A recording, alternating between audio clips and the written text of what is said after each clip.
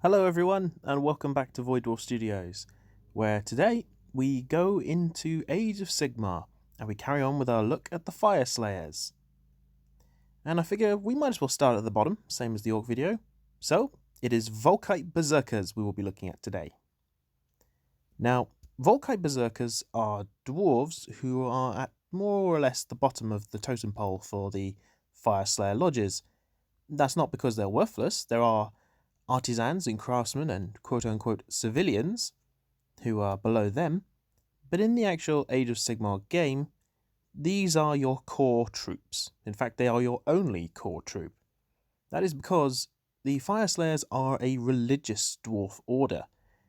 These are not your average dispossessed who just decide to pick up a flaming axe and go hit things. These are your religious nutcases, your Templars, your fanatics. They are utterly dedicated to their task of finding enough Urgold to free the god Grimnir.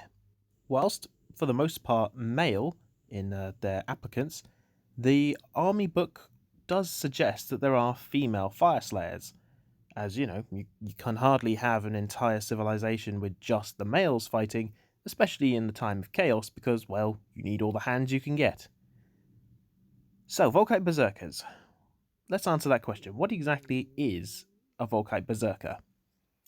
A Volkite Berserker is a dedicated religious follower of Grimnir, their god of war and fire, who the dwarves have worshipped since the Age of Myth. The Volkite Berserkers will be trained in their own warrior lodges. They will improve themselves and become fierce fanatical fighters with axes and picks, as well as their special sling shields. These warriors will consist of the bulk of the fjord of the Fyreslayer lodges, and really it's their job to go out and, well, punch things in the face really, really hard. And for an average fighter, they are absurdly skilled at it. Volkite Berserkers are arguably one of the most skilled warriors the dwarven race has ever been able to produce in Age of Sigmar, and that's simply because they are completely, utterly dedicated to finding Urgold and bringing back their god. And yeah, they are very, very vicious little dwarves. Muscles virtually straining at the leash to get loose.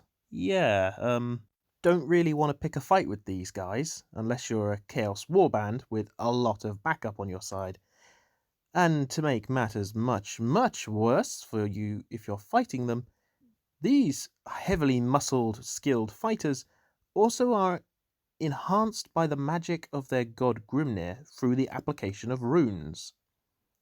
These runes are hammered, quite literally hammered, into the dwarves' flesh in gold runic shapes. And these runes have varying effects depending upon the kind of rune, but on the whole, it just makes the Fyreslayer even tougher and able to strike even harder, allowing them to enter berserker rages that means that they can shrug off wounds that would kill the average dwarf many times over. And that's not including the number of insane things they can do back. The runes burn into the Fyreslayer's flesh, literally make their eyes glow, like this incredible furnace inside them. Fyreslayers are not to be underestimated. Even though they're a core troop choice, used in the correct circumstances and in the correct ways, yeah, Fyreslayers are going to wreck your face. They're incredibly tough little buggers. And this is helped even more by the fact that they are not one-note units. There are actually many ways you can use them in Age of Sigmar. I mean, obviously they're a core choice, so having them in larger groups is good, but because of their choices of weapons, you do have many, many things you can do with them. You have your dual-wielding axe variant, which has a fantastic little ability called Fire Steel Hand Axes, which means you get to reroll your hits.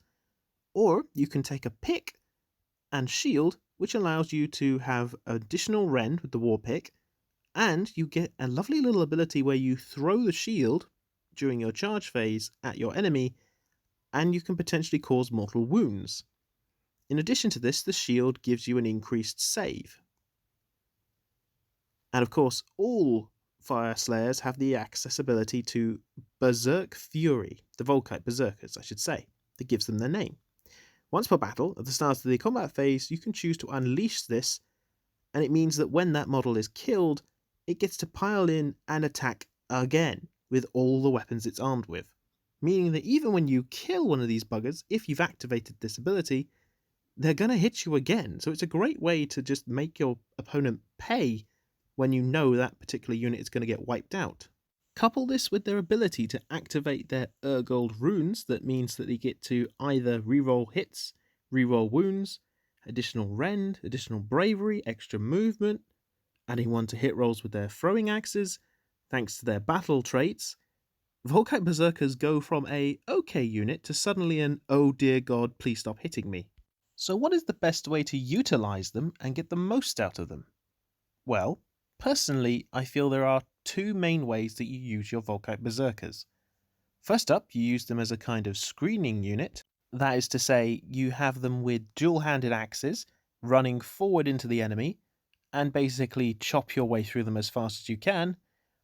Or you have them as a pick and shield unit where you hold your ground and keep up the defensive. But they work best when you combine them with the other characters, as all good armies should.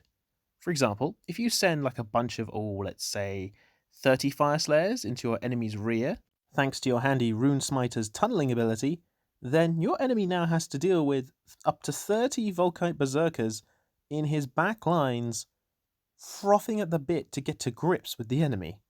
And that's not a fun prospect. And really, the choice of your weapon should depend on who you're fighting.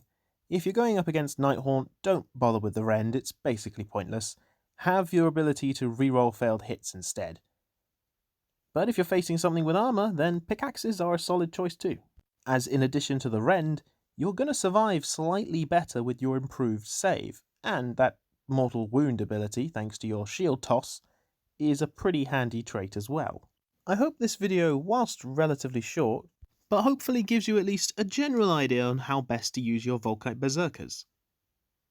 Typically, you should get them in big numbers. I mean, you can have up to 30 of them, so I strongly suggest you do that because, well, they normally only have a 5+ save, so they're not going to be around for very long. And even with a sling shield, a 4+ save is only going to get you so far. And with a very slow movement score, yeah, you are going to be relying on the fact that they have 2 wounds and a decent bravery of 7 to make sure they keep moving. Because otherwise, Fyreslayers are going to get shot down relatively quickly. Thank God for those 2 wounds. Anyway, I hope you enjoyed this quick little video on the Volkite Beserkers. I intend to put a painting tutorial up soon, as 1 or 2 people have asked me how I did the colours. So I will try and get on with that, as I do have a couple Fyreslayers I'll need to finish painting. Anyway, I just wanted to say thank you all to my new subscribers and welcome. I really appreciate the views, support and the look-in. And I look forward to giving you more content soon. Until then, take care everyone, and thank you again.